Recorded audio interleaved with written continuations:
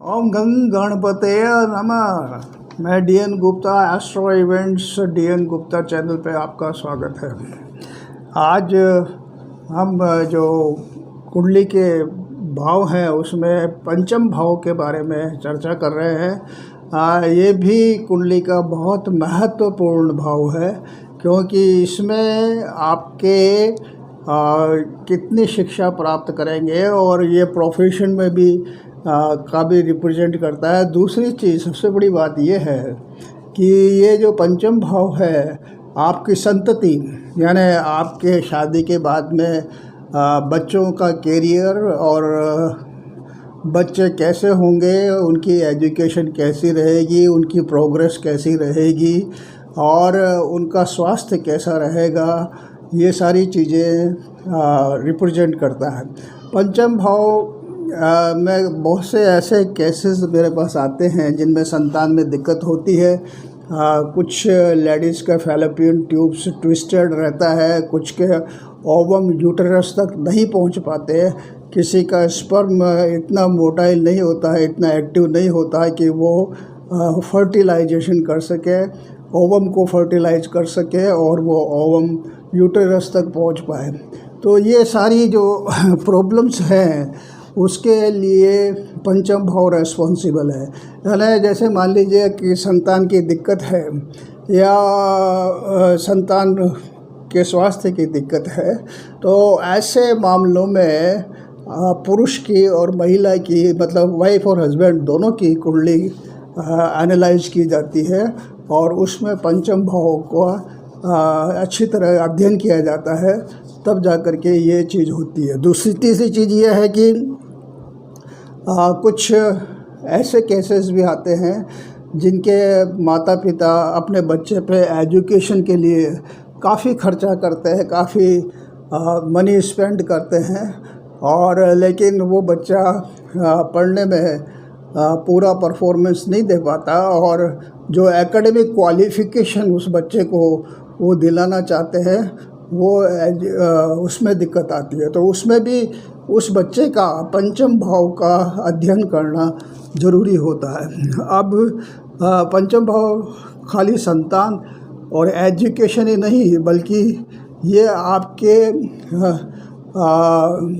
Professions, धंधे से भी इसका रिलेशन है और ये आपका धंधे में किस तरह की दिक्कत आने वाली है ये भी आपके पंचम भाव से मालूम होता है।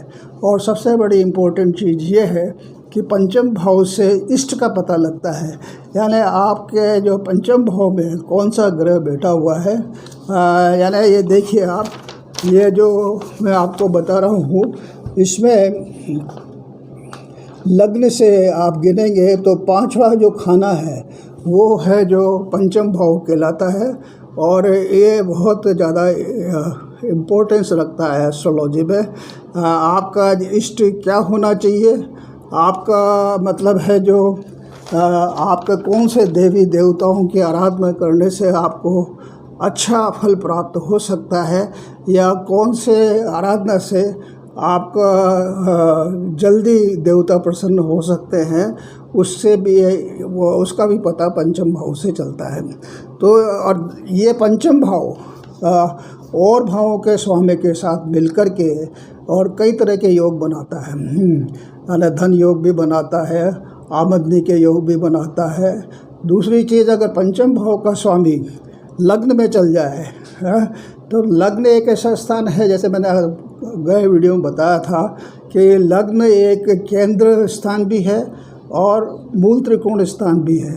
जब अच्छे भाव का स्वामी केंद्र में चल जाता है तो वो ग्रह योग कारक हो जाता है, क्योंकि एक मूल त्रिकोण का और केंद्र का संयोग हो जाता है।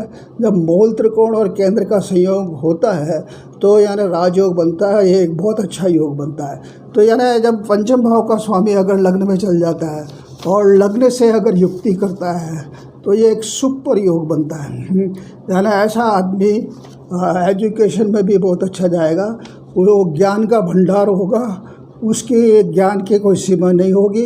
दूसरी चीज़, वो उसका स्वास्थ्य भी अच्छा रहेगा और वो उसको प्रोफेशन में बहुत सक्सेस मिलेगी और समृद्धि मिलेगी और वो आगे बढ़ता जाएगा। तो यानी पंचम भाव इतना महत्वपूर्ण होता है कि इसके बगैर आप चल नहीं सकते। अभी अगर मान लीजिए पंचम भाव का स्वामी लग्न में चले गया है या पंचम भाव का स्वामी शुभ ग्रह है और शुभ राशि में बैठा, अपनी राशि में बैठा हुआ है और शत्रु नक्षत्र का नहीं है, तो यानी उसकी संतान बहुत तरक्की करती है। ऐसा आदमी अपना एकेडमिक कैरियर मतलब है जो एजुकेशन में भी सुपर नंबरों से पास होता है, मेरिट लाता है। और जैसे कंपटीशंस होते हैं सरकारी नौकरियों के, उसमें भी वो अच्छा निकलता है। पर यह है कि जो पंचम भाव का स्वामी है उसके साथ कोई दुष्ट ग्रह नहीं होना चाहिए, कोई अशुभ ग्रह नहीं होना चाहिए। पंचम भाव का स्वामी अगर पंचम में बैठा है, लेकिन अगर मान लीजिए विपरीत नक्षत्र में बैठा है या मतलब है जो शत्रु नक्षत्र में बैठा है, तो उसकी फिर है जो पोटेंसी कम हो जाती है, उसका फल कम हो जाता है। लेकिन पंचम भाव का स्वामी अगर पंचम में स्वयं के नक्षत्र में बैठा है और उस पर शुभ ग्रह की दृष्टि है, उसके साथ कोई अशुभ ग्रह नहीं बैठा हुआ है या अशुभ ग्रह से वो संयोग नहीं कर रहा है, तो मतलब ऐसा व्यक्ति बहुत तरक्की करता है।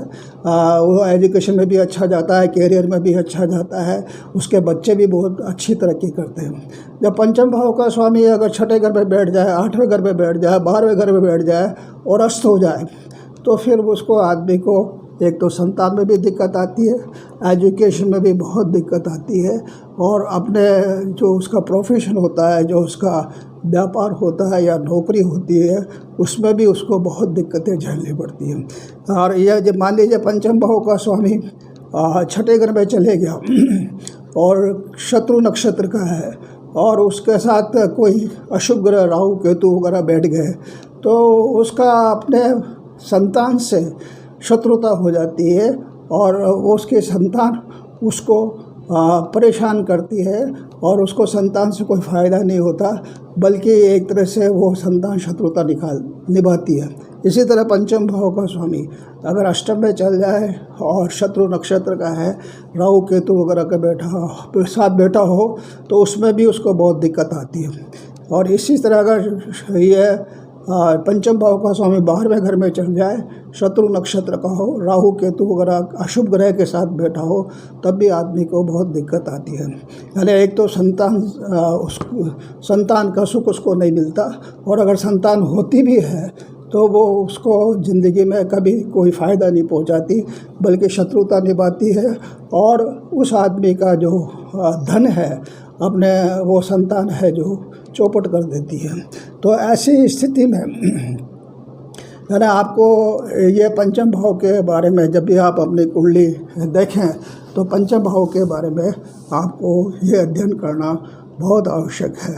और अगर आपका पंचम भाव अच्छा है, अपने घर में बैठा है या नवम भाव में बैठा है और उस पर शुभ ग्रह की दृष्टि है और अशुभ नक्षत्र में नहीं बैठा हुआ है, और अगर वो केंद्र के स्वामी के साथ युक्ति कर रहा है, तो आपका जीवन बहुत बढ़िया है और पंचम भाव का फल आपको बहुत अच्छा मिलता है। तो मैं चाहूँगा कि आप अपनी कुंडली देखें और देखें कि आपके पंचम भाव की स्थिति क्या है, ताकि आपको पता लगे कि आप क्यों दिक्कतें उठा रहे हैं। और अगर पंचम भाव में कोई दिक्कत है, तो आपको पंचम भाव को स्ट्रॉन्ग करना चाहिए, उसका नख पहनना चाहिए और पंचम भाव के स्वामी की आराधना करना चाहिए। उसके साथ अगर मान लीजिए वो किसी अशुभ ग्रह के साथ एसोसिएटेड है, तो उस अशुभ ग्रह की शांति करवाना चाहिए, ताकि आपके जीवन में सफलता प्राप्त हो। I wish that you should I'm thankful of listening by this video, and I wish that you should progress by improving your 5th house. Let me again repeat that we have to make India number 1. Thank you. Jai Hind.